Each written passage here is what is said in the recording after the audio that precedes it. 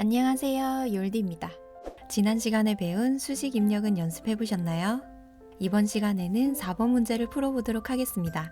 이 4번 문제도 이전 문제와 푸는 방식은 동일합니다.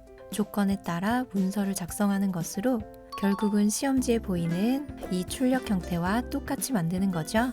먼저 4번의 출력 형태를 살펴보면 뭔가 엄청 복잡해 보이죠? 하지만 그 중에서 우리가 똑같이 작성해야 하는 부분은 바로 이 부분입니다. 그 외에 나머지 부분은 문서를 이렇게 작성하세요 라고 하는 지시사항입니다.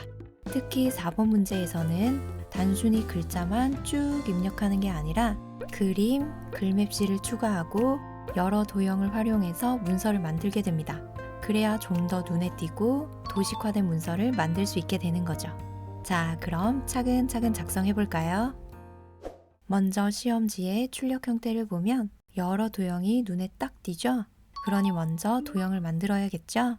이 도형을 만들 때 가장 뒤에 있는 도형부터 만들어야 나중에 다시 도형의 순서를 배치하는 시간을 줄일 수 있습니다. 그럼 가장 아래에 있는 이 도형부터 넣어보도록 할게요.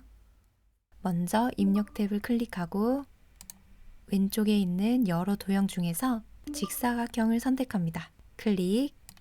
그리고 4번 문제니까 4번 아래쪽 이 부분에 쭉 드래그해서 도형을 그려주시면 됩니다. 크기나 모양은 신경 쓰지 않고 드래그해서 직사각형을 삽입하기만 하면 됩니다. 그리고 구체적인 지시사항을 살펴볼게요. 해당 지시사항을 찾을 땐 화살표를 잘 살펴보시면 됩니다. 이 화살표가 방금 만든 상자를 가리키고 있죠? 내용을 살펴보면 크기가 정해져 있습니다. 그럼 이 지시사항에 맞춰서 크기를 변경해 보도록 하겠습니다. 이 직사각형을 더블 클릭합니다. 자, 그럼 이렇게 속성창이 나타나죠? 기본 탭에서 크기를 조절하기 위해서 너비, 높이를 설정합니다. 지시사항대로 너비는 125, 높이는 150으로 설정합니다.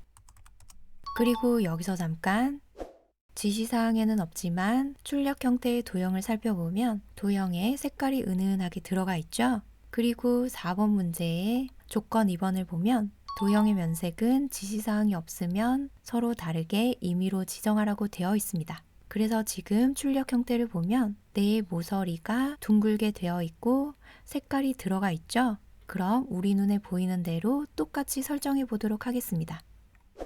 먼저 도형의 모서리는 선 탭에서 설정합니다. 세 번째 선 탭을 클릭하고 사각형 모서리 공류를 둥근 모양으로 선택해 주세요. 클릭. 그리고 도형의 면색은 바로 오른쪽 채우기 탭에서 설정합니다. 클릭. 채우기에서 색을 선택하고 면색을 클릭해서 하얀색이 아닌 다른 색을 선택하시면 됩니다. 색깔은 지정되어 있지 않고 임의로 선택하시면 돼요. 저는 하늘색을 선택하겠습니다. 클릭. 그리고 모두 설정하셨다면 오른쪽에 설정 버튼을 클릭합니다. 자, 그럼 이렇게 가장 아래쪽에 있는 도형이 만들어졌습니다. 이번에는 이 도형의 제일 위에 있는 이 빨간색 제목 글상자를 넣어 볼게요. 글상자도 입력 탭의 왼쪽 이 부분에서 첫 번째 가로 글상자를 선택해 주세요. 클릭. 그리고 직사각형 도형을 넣을 때와 동일하게 크기는 신경 쓰지 않고 그냥 드래그해서 넣어주시면 됩니다. 시험지의 출력 형태를 보면 글상자에 글자가 들어가 있죠? 글상자 가운데를 클릭하면 이렇게 글상자 안에 내용을 입력할 수 있도록 커서가 깜빡입니다. 시험지를 확인해서 글상자 안에 글자를 똑같이 입력해 주세요. 자, 그리고 이 글상자의 지시사항을 확인해 보면 크기, 글꼴, 정렬을 설정해야 합니다.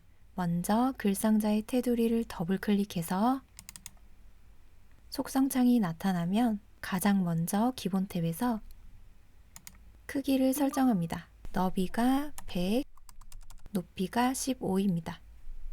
그리고 이 글상자는 면색이 빨강으로 지정되어 있죠? 그래서 채우기 탭으로 이동해서 면색을 지정된 빨강으로 선택합니다. 클릭.